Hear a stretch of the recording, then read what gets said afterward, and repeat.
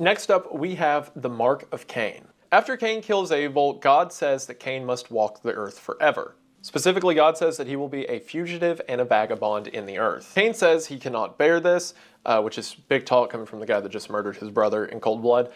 Cain says that he cannot bear this and that anyone he runs into will kill him. And after Cain says this, in Genesis 4 verse 15, it says, "And the Lord said unto him, Therefore whosoever slayeth Cain, vengeance shall be taken on him sevenfold.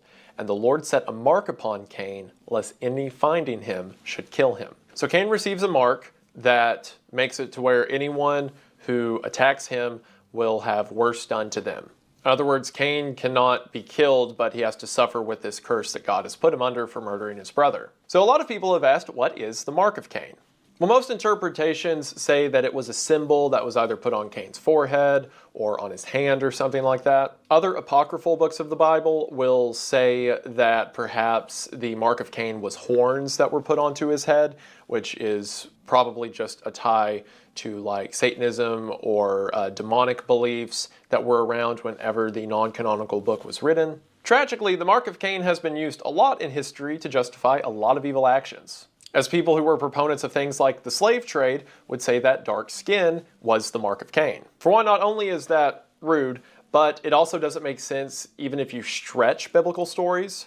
For one, we're not told that the mark has anything to do with skin complexion, but even if you pretended that it did, there's several examples of like people from Africa being people to lead the church in the New Testament, and the Ethiopian eunuch that Philip led to Christ that started the churches in Africa. Or you have the man who helped carry Jesus' cross to Calvary, who historically is often believed to be a man from Africa.